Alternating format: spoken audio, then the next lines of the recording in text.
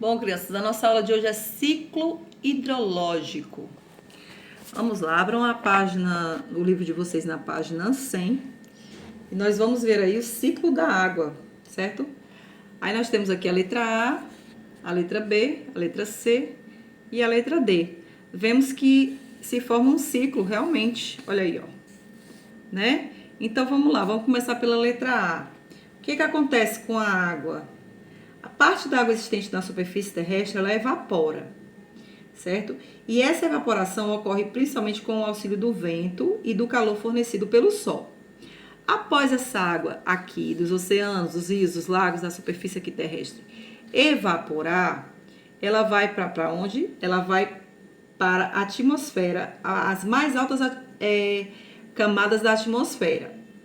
Tornando assim o quê? Fazendo assim o quê? As nuvens, certo? O vapor dessa água se condensa e se transforma em pequenas gotas de água. E essas gotas se unem e formam nuvens, podem formar nuvens, tá ok? E aí depois vai para onde? Olha o que acontece. Essas nuvens fazem o quê? Acontece que essa água presente nas nuvens, ela retorna à superfície terrestre em forma de precipitação, ou seja, em forma de chuva, certo? E aí o que acontece? Cai na terra de novo, vem para cá, ó. Aqui, ao atingir a superfície terrestre, a água das chuvas ela pode recarregar fontes, as fontes de água, né, da superfície, os oceanos, os mares, os rios e os lagos. E além disso, essa água ela penetra no solo, podendo abastecer fontes de água subterrânea. E depois disso, o que acontece? Com o auxílio do vento e do calor fornecido pelo sol, parte da água da superfície terrestre evapora novamente e o ciclo se repete. Nós vemos aí, gente, a neblina. A neblina ela ocorre quando o vapor de água existente na atmosfera terrestre próximo ao solo condensa-se, transformando-se em minúsculas gotículas de água que ficam suspensas no ar. A neblina, também chamada nevoeiro, é mais comum em lugares frios, úmidos e elevados. Gente, a neblina ela diminui a visibilidade e pode causar acidentes e atropelamentos, principalmente nas estradas. Por isso que é necessário estar sempre alerta ao volante e às leis de trânsito, como trafegar em baixa velocidade e manter o farol baixo ligado em tempos de neblina, tá ok? Pessoal, nós temos aí na página 106, Cidadão do Mundo, Mudanças Climáticas e Atividades Humanas. E aí vocês vão ver aí que a temperatura terrestre ela se mantém adequada à vida graças ao chamado efeito estufa natural da Terra. Gente, existem alguns planetas que têm altas temperaturas durante o dia e baixas temperaturas durante a noite, o que não favorece a vida. Esse não é o caso da Terra, pois uma camada de gases mantém o planeta suficientemente aquecido durante a noite. Trata-se do efeito estufa natural. Ó, vocês estão vendo aqui, ó, o urso polar, né? Os ursos polares. Estão vendo aí? Pessoal, ó, os efeitos do aquecimento global nas espécies de seres vivos que vivem ou se reproduzem nas regiões polares. Isso acontece que o derretimento das geleiras não só pode aumentar o nível da água do mar, como pode prejudicar direta ou indiretamente os seres vivos que habitam nessas regiões, certo? No caso, os ursos polares, né, que estão aqui, ó, na região das geleiras. E essas geleiras, elas se derretendo, elas podem prejudicar a vida desses animais, tá? Tipo assim, gente, os ursos polares, eles, para obterem o alimento, eles precisam, né? Eles utilizam as plataformas de gelo para caçar, tá bom? E aí, com o aumento da temperatura média terrestre, ocorre o derretimento dessas plataformas, dificultando assim a caça e a obtenção de alimentos. Nos últimos anos, gente, os pesquisadores têm relatado várias mortes de ursos polares em consequência da fome. Então, a gente tem visto aí, né, que os pesquisadores têm pesquisado e têm visto que muitos ursos têm morrido de fome porque a geleira ela está se derretendo e aí fica difícil para eles caçarem, certo?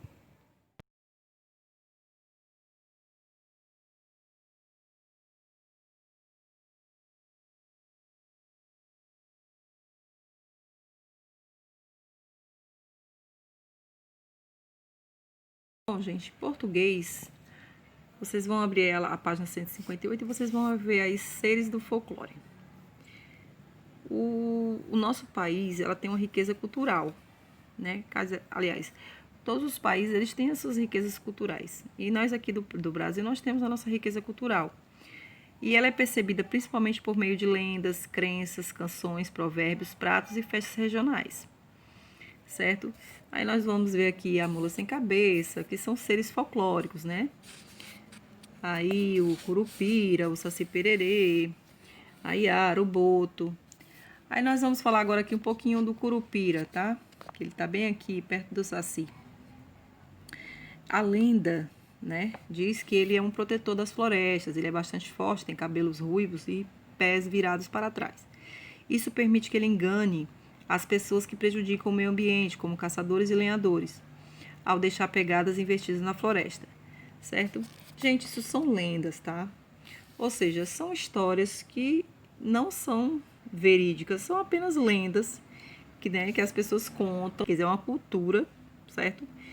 O folclore nas regiões, em certas regiões que as pessoas acreditam, enfim, mas são apenas lendas, histórias contadas por pessoas, né, de alguma região, certo? Na página 160, vocês estão vendo aí antes da leitura, né? O texto que você vai ler nas próximas páginas é um caso ou causo. Essa e outras histórias fazem parte do livro Um Saci no Meu Quintal, Mitos Brasileiros. Nele, a escritora paulistana Mônica Stael, autora desse livro, registrou casos contados a ela por brasileiros de diferentes origens, certo? E aí vocês vão ver aí, vocês vão responder as questões aí, a questão 1, né? E a 2, tá ok? Na página 61, vocês vão ler aí, né, um caso com autonomia, tá certo? E aí, gente, é uma história, né, de uma história que foi contada por Orlando Alves de Souza, que ele é de Rio Pires, da Bahia. E aí ele vai contar uma história aqui, certo? Um caso que acredita-se que aconteceu, certo? E aí o que eu quero dizer para vocês? O caso, gente, ele é um gênero próprio da tradição oral. Aproxima-se da estrutura do conto. É simples, conciso e apresenta traços de oralidade. Bom, gente, para enfatizar, gente, conto podem ser verídicas, ou seja, verdadeiras, como podem ser apenas contos, certo? Mitos, histórias, tipo a do Saci.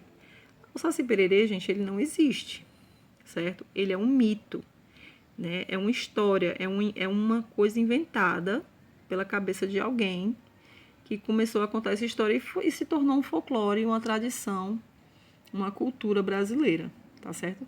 Mas são mitos, são histórias mentirosas, vamos dizer assim, certo? É a mesma coisa do lobisomem também, né? A gente sabe que lobisomem não existe, Saci-Pererê não existe, né? E esses outros aqui também não existem, são apenas contos, apenas cultura de um país, é a cultura, são crenças, são lendas.